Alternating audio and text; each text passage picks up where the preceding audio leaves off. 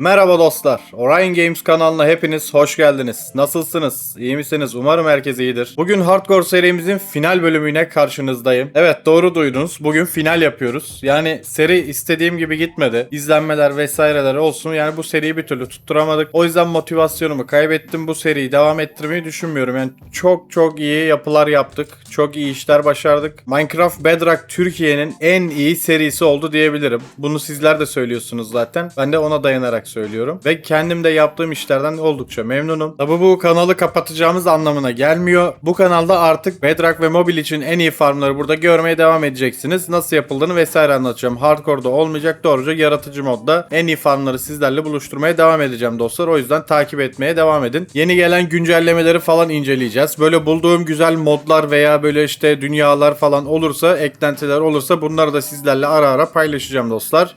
Şimdi final için şöyle yapacağız. 2000 abone olduğumuzda bu dünyanın linkini, zaten indirme linkini paylaşmıştım. 31. bölümde de o zamana kadar yaptığımız bütün farmları gezmiştik, tanıtmıştım, nasıl kullanacağını falan anlatmıştım. Şimdi yine size bu haritanın son halini vereceğim. Tabii ki final bölümünde haritanın bitmiş halini de alacaksınız. Aşağıya açıklamaları link olarak koyacağım. O zamandan bu zamana kadar yaptığımız farmlar var. Bu farmları gezeceğiz bu videoda. Onları inceleyeceğiz. Nasıl kullanıldığını falan filan gösteririm yine. Hani dünyayı aldığınızda bu iki videoyu izleyerek nerede ne var, nasıl kullanılır, farmlar ne işe yarar hepsini görmüş olacaksınız. Takıldığınız yerde bu videoları açıp bakabilirsiniz. Elinizde bir kaynak olmuş olur yani. Aynı zamanda şu Ender Sand'ın içinde bir tane Orion'un Dünyası diye bir kitabımız var. Bu kitabın içinde de neyin nerede olduğu, bütün hepsinin koordinatları falan yazıyor burada. Bütün koordinatlara buradan erişebileceksiniz. Bu kitap burada duruyor, haberiniz olsun. Şimdi gece olmuş, bir yatalım önce. Böyle arka kapıdan giriş yapıyorum. Kediciklerimiz de burada. Bunların cinsi aynı olmuş ya. O da farklı olsaydı güzel olurdu. Neyse, onu siz ayarlarsınız. Şimdi dünyayı gezip anlatmaya başlamadan önce şu depolamadan bir iki malzeme alacağım. Oyuna yeni güncelleme geldi biliyorsunuz. Bu minderler, cartlar, curtlar eklendi ya. Şu an oyunun deneme sürümünü aktif ederek bu yeni gelen özellikleri deneyimleyebilirsiniz. Kullanabilirsiniz yani. Buradan biraz yün alayım ben.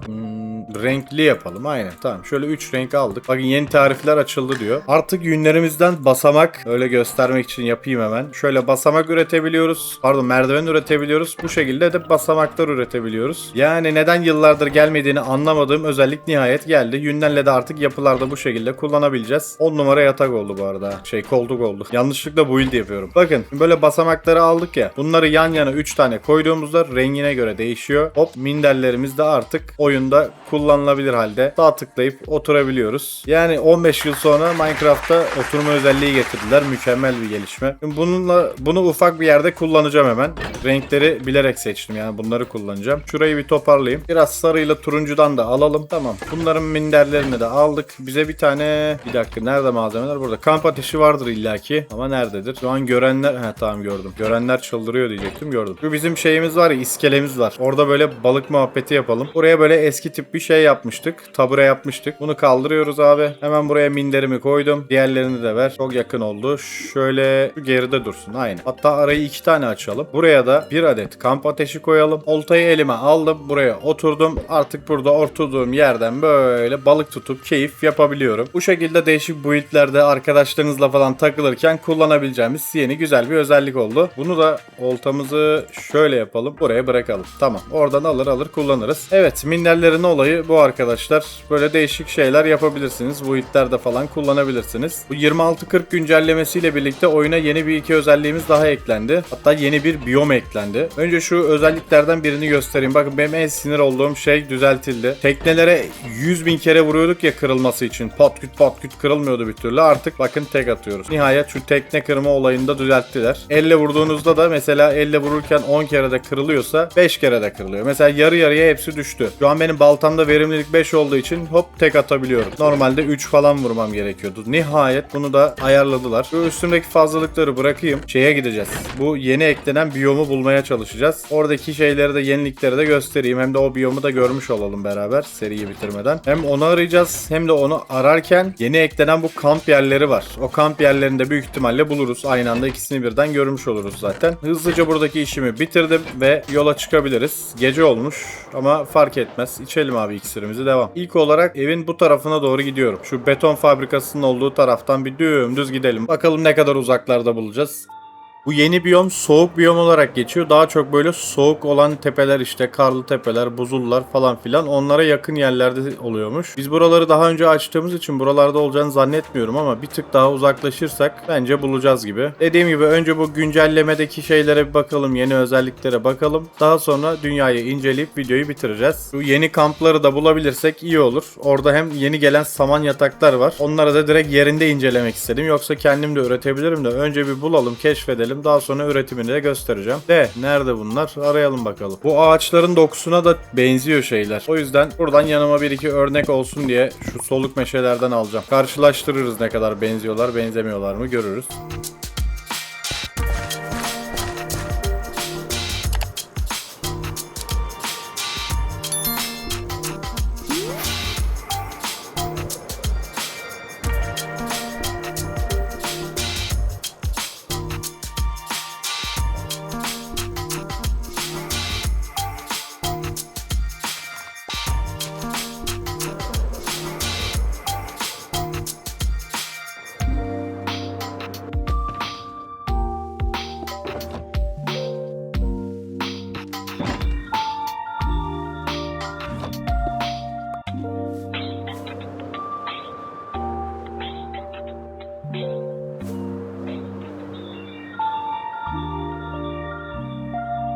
İşte kamplardan birini bulduk. Demek ki eski açtığımız şeyleri artık geçtik, chunkları. Yeni chunklara geldiğimize göre her an biyomu da bulabiliriz. Önce bir kampımızı inceleyelim bakalım. Bayağı da büyük bir kampmış bu. Yeni yün merdivenlerimizden yapmışlar bu sefer çadırı. Önceden böyle çadır yaparken tamları kullanırdık. Tam blokları. Ama böyle merdiven şeklinde olması çok daha güzel olmuş. Burada böyle sandıklarımız var. İçinde de çeşitli eşyalarımız oluyor ve dürbün. Oo, dürbünün çıkması çok iyi. Oyunun ilk başlarında çünkü ametist bulup dürbün yapmak falan biraz sıkıntılı oluyor. Zor oluyor. Burada da ayrıyetten bir sandığımız daha var. Ve olta var. Oğlum buranın şeyleri güzelmiş ha. Lootları güzelmiş bak. Güzel mallar veriyor. Beğendim. Ve oyuna yeni eklenen yataklarımız bunlar. Saman yatağı. Bunları istediğimiz yerde kurup yatabiliyoruz. Özellikleri şöyle. Mesela evimize kaydettik oyunumuzu. Evimizde yattık diyelim. Oraya spawn point alıyor ya, kaydediyor. Bunlar sadece uyumanızı sağlıyor. Yani yeniden doğuş noktanızı değiştirmiyor. Yine spawn point'iniz orada kalıyor. Tabi hardcore'da bu çok önemli değil. Öldüğünüz zaman zaten direkt oyun bitiyor. End portalını falan ararken işe yarayabilir. Hani ara ara uyursunuz gece oldu diye.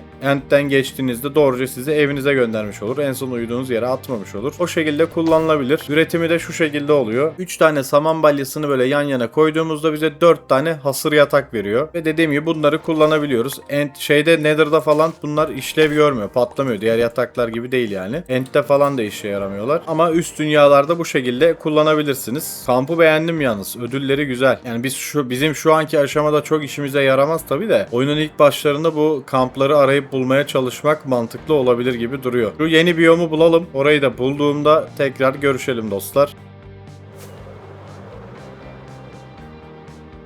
Hele şükür gördüm be. Şöyle yukarıdan görünümü bu şekilde. Değişik renk kattı. Ha, güzel oldu bak. Yukarıdan dışarıdan görünüşü hoş duruyor. Hava kararıyor. Şurada bir yatayım. Hem de size şu saman yatakların, hasır yatakların pardon, bir özelliğini daha söyleyeyim. Bunu koyduk ya yere. Gece olduğunda yatıyoruz. Spam noktamızı değiştirmiyor demiştik. Buna yattığımızda uyanıyoruz ve gördüğünüz gibi saman yatak yok oluyor. Bunlar tek kullanımlık yataklar yani, anlayacağınız. Onu da söylemiş olalım. Ben şu görüntüyü beğendim ya. Bilmiyorum. Siz de fikirlerinizi yazarsınız. Ayrıca bu biyoma özel şöyle bir toprak yapısı da var. Bakın yeşilden böyle farklı biyoma geçiyor ya, geçişe bakın. Yeşilden yavaş yavaş böyle koyu turuncu, kırmızıya yakın bir turuncuya geçiyor. Bunları ipeksiyle de alsanız yine yeşil olarak geliyor bu arada. Bunların da böyle turuncu gibi kalmasını isterdim şahsen. Bu biyomda yerleştirirseniz gördüğünüz gibi turuncu olarak geri koyuyor. Yeni biyomlara artık özel ses efektleri yapıyorlar. Buranın da kendine özgü ses efektleri var. Sadece bununla da bitmiyor. Bu biyoma özel yeni bir mantar çeşidimiz var. Raf mantarı diye geçiyor bunlar. Bu büyük boyuydu mesela. Bunların ufağı da var. Bu ufağı herhalde. Oğlum bu her türlü ufak mı alıyor? Büyük de vursak, küçüğe de vursak ufak alıyor herhalde. Ya da bize çüğü mü denk geliyor? Bunların üstüne zıpladığınızda böyle yataklarda gibi hafif bir sekme efekti de veriyor. Değişik. Hem yapılarda böyle şey olarak, dekoratif amaçlı olarak kullanabilirsiniz. Hem de çorba falan yaparken bu diğer mantarlar gibi bunlar da kullanılabiliyor. Şu yeni ağaçlarımıza bakalım. Güzel. Bir tanesini kırdık. Ayrıca bunun fidanlarını da alıyorum. Kavak fidanı. Kavak ağaçlarının fidanlarından da olsun elimizde. Bizim ağaç şeyimiz var ya, otomatik ağaç farmımız var. Orada bunları çoğaltabiliriz. Bu yapraklar da mesela aynı renkte geliyor. Değişik böyle renklerde gelse çok güzel olacak. Ayrıca bu biyoma özgü yeni bir çalımız da var.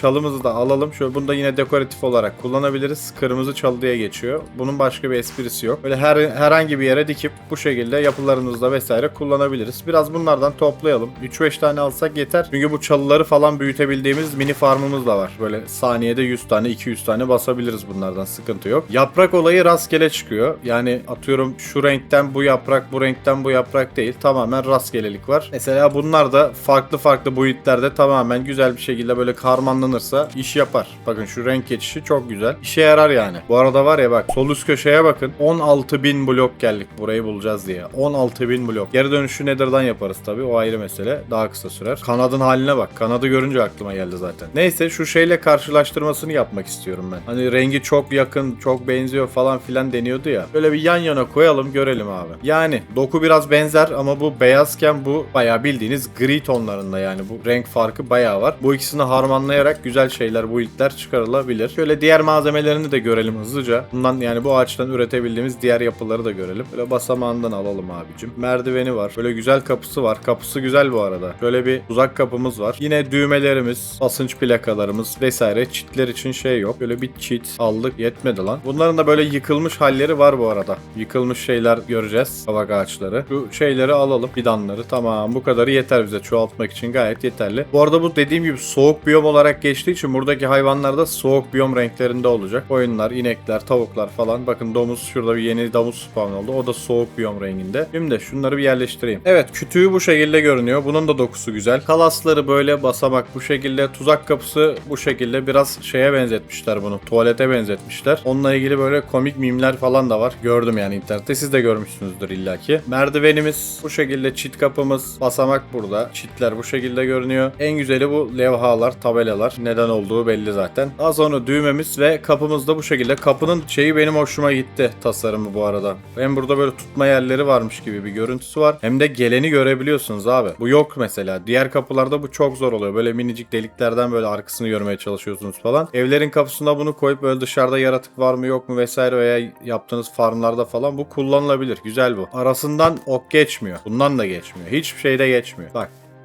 Boşluğa takılıp kalıyor. Neyse bu kadar yaptılar ya onu da belki yaparlar. Java'da geçiyor galiba böyle şeylerin eşyaların deliklerinden de Bedrock'ta geçmiyor. Evet yeni güncelleme ile ilgili anlatabileceğim şeyler şu an bunlar dostlar. Dediğim gibi denemeleri açıp kendiniz de bunları deneyimleyebilirsiniz. Ben şimdi evin oraya geçeyim. Daha sonra da videomuzun ikinci bölümüne geçelim. Dediğim gibi 31. bölümden itibaren yaptığımız bütün farmları gezeceğiz. Çalışıyor mu çalışmıyor mu ne durumdalar onlara bakacağız. Size de nasıl kullanıldığını falan tarif edeceğim. Bunları bitirdikten sonra da videoyu kapatırız artık. Eve geçtiğimde görüşürüz.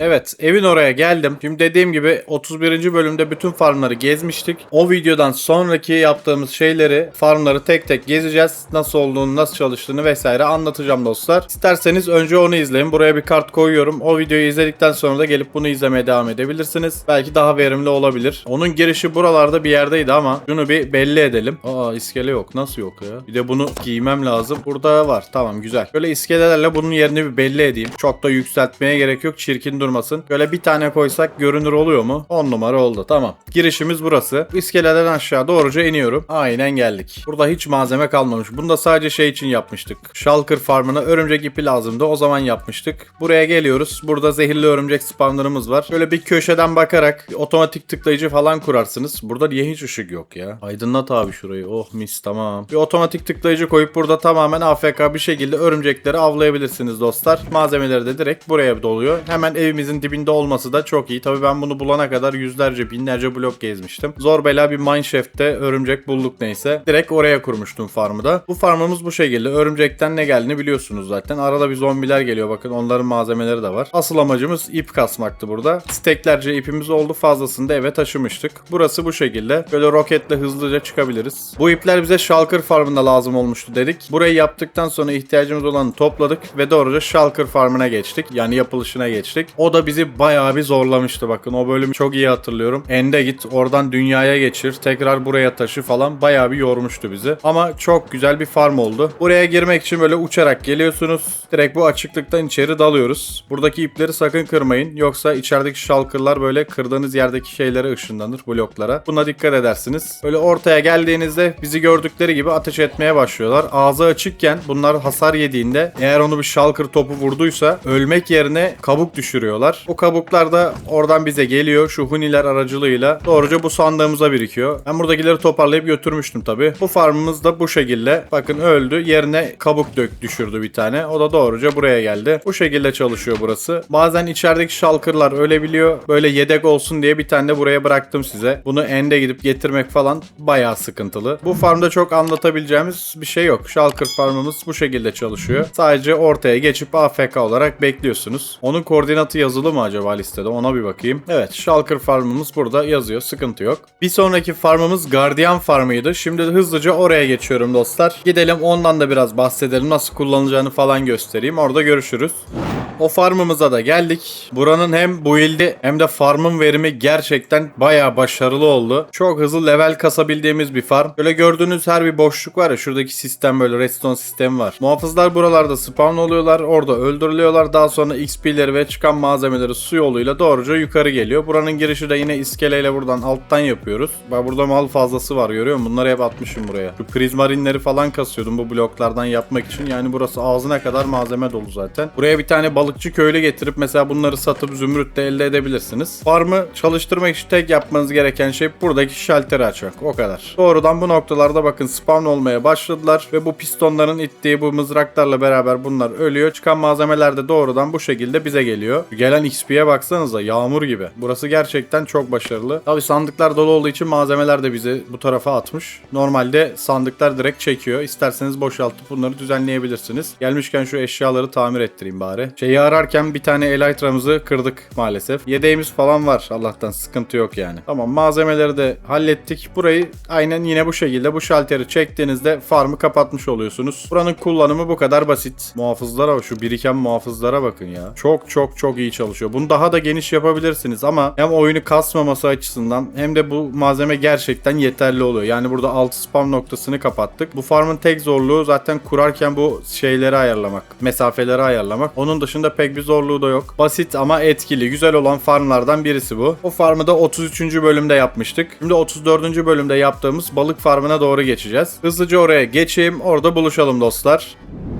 O farm içinde şu shulker, bizim base'imiz burası zaten. Şu shulker farmından ileri doğru devam ediyoruz. Orada büyük bir yapı göreceksiniz. Belirmeye başladı ve evet, böyle sudan sıçramış bir yunus balığımız var burada. Yani o görüntüyü vermeye çalıştık. Buranın build'ini yunus balığı olarak yaptım. Şimdi buraya geliyorsunuz. Direkt tepeye iniyoruz. Buradan atladığımızda burada şey var zaten. Hazır oltamız var. Bu oltayı buraya atıyoruz. Aşağıdaki lav sayesinde olta bırakma işini otomatik yapıyor. XP'ler bize geliyor. Malzemeler de aşağıdaki sandığa gidiyor. Biz burada sadece sağ tık basılı tutarak işimizi görebiliyoruz yani. Bakın bir nota bloğu sesi duydunuz. Depolama sistemini de bu şekilde yaptık. Ayırtmak istediğimiz malzemeleri bu ally'lerin eline verdik. Buradan nota sesi geldiğinde bunlar diyor ki bana bir malzeme geliyor galiba diyor. Oradan çıkan malzemeler de bu su yoluyla bu tarafa geliyor. Ally'ler aldıklarını alıyor. Fazlalıklar buradaki lava gidiyor ve orada yakılıyorlar. Bu ne la burada? Stoklarımız da bu şekilde dostlar. Böyle lazım olanları toparlıyorlar. Burası dolmuş bile mesela. Burada çeşit çeşit balıklarımız vesairelerimiz var. Bu farmı en çok şu kirpi balığı lazım diye yapmıştık. Kirpi balığını da o zaman gelen güncellemede şeyler gelmişti ya. Nautilus'lar gelmişti. Onları falan evcilleştirmede, işte çoğaltmada kullanıyorduk. O işlerimizi görsün diye böyle güzel bir balık farmı yapmıştık. Buradaki olayımız da bu şekilde. Bir sonraki farmımızı incelemek için Nether'a geçeceğiz. Ama asıl farmımızı yapmadan önce birkaç mini farm eklemiştik. Evimizin altında Bodrum'da var biliyorsunuz mini farmlarımız. Oraya eklediğimiz bir iki mini farm var. Onları göstereyim. Oradan da doğruca Nether'a geçip asıl büyük farmımıza bakalım. Eve geçtiğimde görüşelim.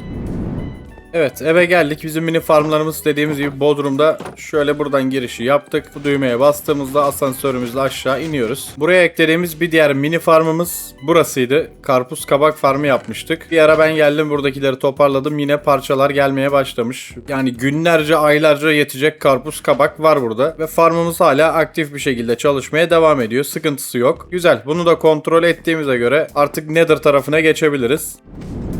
Şimdi Blaze farmımız için bakın bu şeyden geçtim bu tarafa. Buradan biraz uçacağız. Uzak değil, yakın bir farm zaten. Ve geldik, kendini gösterdi. Yani bu uygun ve yakın yeri bulana kadar bayağı bir çile çekmiştik. Çok fazla kale aramıştık falan filan. Nihayetinde işimize en çok yarayacak olanı bulduk. Ve farmımızı da buraya yaptık.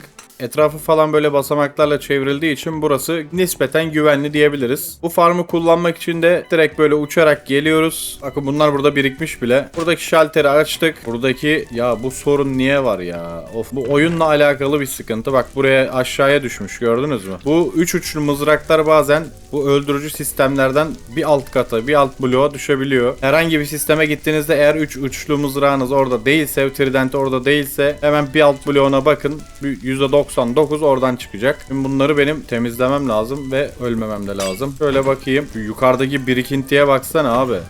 Aşırı birikmişler. Bu trident'i de hemen buraya saplıyorum. Bu camları da yerine geri yerleştirelim ve farmımızı başlatalım. Yukarıda biriken öyle gördüğünüz gibi bu oradaki akıntıyla, lav akıntısıyla buraya aşağıya geliyor. Buradaki otomatik öldürücü sistemimiz onun işini bitiriyor. Bir de sadece şurada sandıktan malzemeleri alıp gitmek kalıyor. Bunun da koordinatı sanırım var şeyde. Koordinatını kaydetmiştim bunun. Aynen böyle Nether bölümümüz var kitapta. Bakın burada Blaze Farm. Bu da dediğim gibi yakın, öyle uzak bir farm değil. Şimdi kapatalım. Bu otomatik trident sistemlerinizi kapatmadan gitmeyin. Kapatmadan ayrıldığınızda da sıkıntı çıkarabiliyor. Bu farmımızın kullanımı da bu kadar dostlar. Başka burada anlatacağım böyle bilmeniz gereken bir şey yok. Bunun build'i de bayağı güzel oldu bu arada. Sevdiğim ilk 5 build'e girer bu. Serimizde onlarca farklı build var tabi. Ama bu ilk 5'e girer dediğim gibi. Gitmek için de bakın, geri dönmek için de eve giden portalı bulmak için yani bu 100 tarafı var ya, o bizim portalımıza bakıyor her zaman. Bunun bakışı bizim portala doğru. Buradan devam ediyoruz. Dümdüz geldiğimizde doğruca bizim portala geliyoruz. Buraları biraz düzenleriz. Hangi farm ne tarafta falan buraya notlarını alırız. Size o şekilde veririm. Böyle dağınık biraz Nether. Nether'da pek bir şey yapmadık şey olarak. Düzenleme olarak. Size vermeden bir ufak elden geçiririm burayı. Evet, daha sonraki 36. bölümümüzde direkt dünyaya geçtik. Dünyada bir farm yaptık. Tabii biz her bölüm tek farmla yetinmiyoruz. Genelde 2-3 farm yapıyoruz. Birisi mini farm oluyor, hazırlık oluyor. Diğeri daha büyük bir farm oluyor. 36. bölümde de o şekilde yapmıştık. Şimdi tekrar evimizin bodrumuna geri dönelim.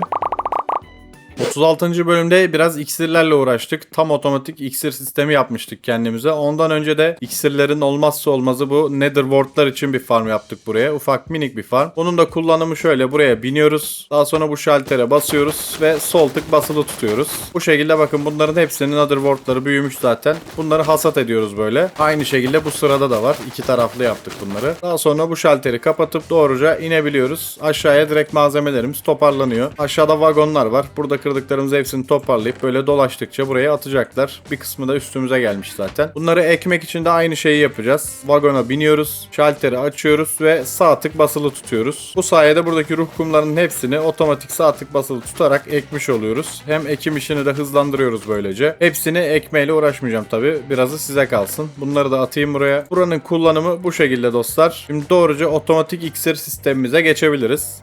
Şu malikanenin en üst katına çıkalım da bir yatalım yatak odasında. Gece olmuş. Gece gece gezmeyelim abi. Evet, yine bölgemiz burası. İksir sistemimizde, otomatik iksir ürettiğimiz sistemimizde burası. Hemen evimizin yanında. Böyle iksir tezgahına benzer bir şekilde bir build yaptım burayı da. Buradan geliyoruz. Girişimiz burası. Direkt ön kapıdan daldım içeri. Bakın burada görünmezlik iksirimiz var hazır yaptığımız. Suda nefes almamız var. İşte sıçrayan zayıflık, köylülerde falan kullandığımız. Gece görüşümüz var. Ateş iksirimiz var. Ateşe dayanıklılık. Burada anında sağlık iksiri var ve kuvvet iksiri var. Benim kullandığım iksirler genelde bunlar olduğu için bunları yaptım. Burada da bir tane boş var. Buraya istediğiniz şeyi, iksiri direkt buradan malzemeleri yerleştirip elde edebilirsiniz. Bunun kullanımı çok basit. Bakın burada zaten dolu burası ama mesela daha az olan ne var? Şu sağlık iksirinden göstereyim. Burada 5 tane var. Düğmeye basıyoruz. Bir piston çalıştı gitti. Bakın 3 tane iksirimiz geldi. Ve otomatik olarak direkt burada yine anında sağlık iksirimiz yenilenmeye, demlenmeye başladı. Burada hiç iksir olmasa bile buraya geldiğinizde 3 tane hazır garanti iksiriniz var. Buraya geliyorsunuz, basıyorsunuz. Doğruca buraya sandığın içine gönderiyor. Ve otomatik olarak malzemeleri alıp yenisini demlemeye başlıyor. Malzemeler burada. Dağıtıcıların içinde şuradaki en alttaki sandık grubu var ya, şu büyük sandıklar. Buraya da su şişelerini koyuyoruz. Onun için de burada otomatik bir su şişesi üreten sistemimiz var. Buraya boş şişeleri sallıyorsunuz. O doldurup size veriyor. Buradan doğruca yerleştirebilirsiniz. İsterseniz bunu huni ile de bağlayıp böyle şeyleri yine doldurtabilirsiniz ama ben manuel doldurmuştum. Zaten çok uzun bir süre gidiyor. Hani bir çiftli sandık doldurduğunuzda uzun bir süre bir daha uğraşmanıza gerek kalmıyor. Aynı şekilde basıyorsunuz. Buraya malzemeniz geliyor. Alıyorsunuz. O yenisini demlemeye başlıyor. Burası harika çalışıyor. Şurada da bir iksir kutum var benim. Bakayım burada ne eksik. Biraz gece görüşünden takviye yapabiliriz. Görünmezlikten. Yanımıza bir iki tane de gece görüşü alalım. Tamamdır. Biz işlerimizi yaparken böyle sağda solda işlerimizi görürken bir yandan burada iksirlerimiz sürekli hazır. Hiç bu dünyada iksir derdi çekmiyoruz yani, anlayacağınız. Şimdi burada anlatacaklarımız da bitti. 37. bölümde harika bir slime farmı yapmıştık ama bunun için bize yeşil boya falan çok lazımdı. O ihtiyacımızı gidermek için de harika bir kaktüs farmı kurmuştuk. Tabii ki yine bodrum katta, evimizin altında. Hızlıca gidelim, onu görelim. O tamamen AFK çalışan bir sistem. Sadece yerini göstermiş olayım burada. İhtiyaç olursa oradan gidip malzemeleri alırsınız. Bodrum'a iniyoruz. Bu arada bu İksir sistemin koordinatları da burada var. Buradan bakabilirsiniz yine. Şu Bodrum'daki farmlarda yazmadığımız böyle eksik olan bir şey var mı diye bakıyorum da şimdi aklıma geldi bu. Mesela Netherworld farmı olduğunu yazmamışız mesela. Onu ekleyelim. Bir de kaktüs farmını ekleyelim. Tamam, burada Bodrum'daki farmların şeyleri, isimleri hepsi yazıyor. Buradan bakarsınız. Eksikleri de ben şimdi ekliyorum. Devam edelim. Böyle geliyoruz ta en sona. Hemen bu Netherworld farmının karşısında zaten. Geliyoruz, AFK olarak bekliyoruz. O kadar. Başka hiçbir şey yapmıyoruz. Şuradan indiğimizde bakın bu sandıkta malzemeler otomatik olarak birikiyor. Güzel çalışıyor. Bu sistemde de herhangi bir sıkıntı yaşamadım şimdiye kadar. Burada kaktüslerimiz büyüyor. Bu çitler böyle aralarda olduğu için kendine tam olarak böyle hani nasıl diyeyim bir blokluk boşluk bulamadığı için otomatik kırılıyorlar. Su akıntısıyla da buradan direkt sandığa geliyorlar. Biz de buradan alıp işimize gücümüze bakıyoruz. Bu kadar. Tamamen AFK çalışıyor. Detaylı anlatımını zaten 37. bölümde var. Oradan da isterseniz bakabilirsiniz. Diyelim ve slime farmımıza doğru geçelim. Yine base'imize yakın bir yerde. Shulker farmımızın hemen yanında bakın. Gördüğünüz gibi orada denk gelmişti. Güzel bir şey. Slime chunk'ı doğrudan buraya yapmıştık. Onun farmı da yine bu şekilde dev bir slime küpü yaparak farmını kurmuştum. Build'ini yapmıştım. Farmı da aşağıda. Bu kapıdan direkt giriyoruz. Şuradan atladığımızda doğruca farmın içindeyiz. Böyle iç tasarımımız da bu şekilde. Burada bayağı bir balçık topumuz da varmış yedek zaten. Burası da yine tamamen AFK çalışan bir sistem. Burada herhangi bir problem olursa şöyle yapıyoruz. Tekrar yukarı çıkalım.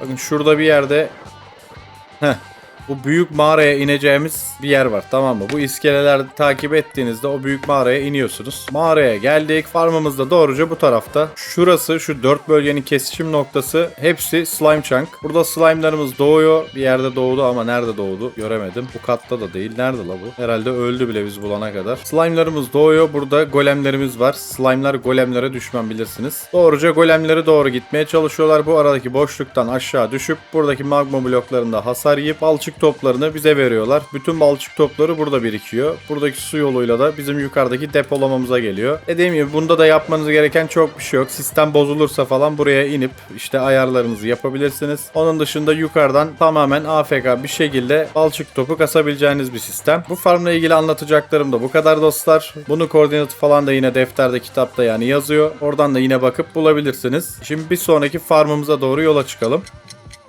Evet, bir sonraki farmımızın oraya da geldik. Şu gördüğünüz mega ağaç farmı Bedrock Türkiye'de sadece bu kanalda var dostlar. Öyle tamamen otomatik çalışan başka bir farm bulamazsınız. Ve bu dünyayı indirdiğinizde otomatik olarak bu farma da sahip olmuş olacaksınız. Kullanımı şu şekilde oluyor. Bu sistem biraz karışık, yani büyük farmlarda olduğu gibi birazcık komplike bir sistem. Detaylı yapımını ve detaylı böyle kullanımını, inceliklerini falan 39. bölüme giderek oradan izleyebilirsiniz. Ben size hızlıca anlatacağım. Burada bizim bir güvenlik kilidimiz var. Gece olduğunda veya yatıp kalkacağınızda bu farmı kesinlikle buradan kilitlemeyi unutmayın. En önemlisi bu. Şimdi farmı buradan açtım. Bakın aktif oldu şu an. Bu yeni şeylerimiz burada mı? Evet. Kavak fidanlarımız da burada. Diğer ağaçlarımız bunlar. Farmı şuradan başlatıyorum. Buradan da mangrove hariç diğer ağaçları büyütebilmek, farmlayabilmek için şu üstteki şalteri açıyoruz. Daha sonra geliyorum buraya. Fidanı diktim. Komple ağaç oldu. Bu yapraklar önemli değil. Bunlar engellemiyor. yani şeyin büyümesini. Bakın doğruca kütükleri sağa sola çekti. Engelleyecek olanları da zaten yaprakları kırıyor bu otomatik olarak. Onda da sıkıntı yok. Bu şekilde burada sağ tıklayarak tamamen otomatik ağaçlarımızı farmlayabiliyoruz. Bu yapraklardan kırıp kazandığı fidanları da doğrudan bize geri gönderiyor. Bu kavak fidanını ilk defa deneyeceğim. Bakalım sizle beraber deneyelim. Bunu da yapabilecek mi?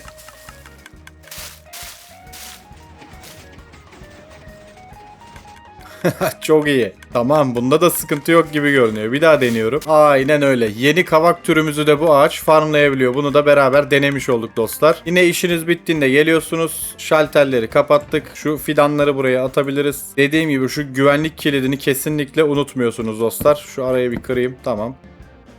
Buradan tekrar güvenliğimizi açtık. Orada ürettiğimiz ağaçlar doğruca bu kenardaki yerlere geliyor. Burası ağaçları depoladığımız alanlar. Buralar şöyle şu gözlemcilerin olduğu son sıralara kadar otomatik olarak dolacak. Burada fenerimiz aktif zaten. Çabukluk 2 efektimiz de var. Buradan gelip doğruca odunlarımızı hasat edebiliyoruz. Her çeşit ağacı, bu dörtlü ekilenler hariç, tek fidandan büyüyen bütün ağaçları bu şekilde çok hızlı bir şekilde yani hasat edebilirsiniz, farmlayabilirsiniz dostlar. Bu farmın yapımı da biraz sıkıntılı. Tabii mega farmlar biraz daha zor oluyor. Ama yaptıktan sonra bir daha asla hiçbir ağaçtan işte odundan falan sıkıntı çekmeyeceğiniz bir farm. Bunu da bu şekilde kullanabilirsiniz diyelim. Ve bir sonraki adımımıza hardcore dünyamızda yaptığımız son farmımıza doğru geçelim dostlar. Cadı farmımız biraz uzakta. Eve geldim. Buradan direkt Nether'a geçeceğiz. Şimdi portaldan geçtik. Şu arkaya giden bir tane yol var böyle. Uzun bir yol. Burayı takip edeceğiz. Bakın tam burada bir yol ayrılıyor. Hemen buradan sola dönüyoruz. Bu koridoru daha uzun. Bunu böyle sonuna kadar takip edin. Portalımıza geldik. Geçişimizi yapalım. Şimdi farmımıza geldik. Bu cadı farmını yaptığımız bölümde o ara sülfür küplerinin şeyi vardı. Güncellemesi vardı. Onun da mağaralarını falan bulduk. Gittik orada hem sülfür küplerini vesaireleri de oradaki mağaranın özelliklerini de anlattık. Ve oradan topladığımız malzemelerle böyle değişik bir cadı build'i yaptık. Şimdi bu farmımızın kullanımı şöyle. Önce bir depolamasını göstereyim. Depolamaya bu alttan giriyoruz. Burada çok bir şey ayırtmadım ben. Redstone'lar var. Buralarda redstone'lar ayırsın diye bıraktım. Burada işte barutlar var. Bir de ışık taşı tozlarını ayırttım. Fazlalıkları buradan veriyor. Doğruca ateşe gidiyor. Bu sandıkları bu iki arkadaş sürekli kontrol ederek malzemeleri ayrıştırıyorlar. Depolama kısmımız böyleydi. Farmı başlatmak için bakın burada bir şalterimiz var. Hemen burada katalizörün altında bunu aktif ediyoruz. Bak bunun olması iyi oldu. Size şunu göstereyim. Bu farmda şöyle bir sıkıntı var. Burada da yine otomatik öldürücü trident sistemimizi kullanıyoruz. Ama bu bazen neden olduğunu çözemedim. Bozuluyor, tamam mı? Bu trident gidiyor yani abi. Aşağı düşüyor. Nasıl oluyorsa. Diğer farmlarda dedim ya. Bazen tridentler kayboluyor diye. Bunda da aynı şekilde düşüyor. Bak trident nerede görüyor musun? Buradan. Normalde şu tuzak kapısının orada olması lazım. Düşmüş aşağıya. Bunu düzeltmek için buraya giriyoruz. Önce bir farmı kapatayım. Şuraya inelim abi. Tridentimizi aldık. Kırdığımız blokları tamamen aynı yerlerine yerleştireceğiz. Tridenti şöyle tam bu araya yine atıyorum. Üzerini de renkli camlarımla kapatıyorum. Bu farmı yaptığımız videoda bundan bahsetmedik. Çünkü o zaman böyle bir şey olduğunu bilmiyordum. Daha sonra ben burada AFK falan bırakıp farmı denerken fark ettim. Çözümü de bu şekilde. Onu da göstermiş olayım size. Şimdi farmımızı açalım. Bak Trident'in sesini duyuyorum. Tamam. Şimdi yukarı AFK noktamıza çıkıyoruz. Şu şapkaya geldim. Bana bir tane gece görüş iksiri lazım.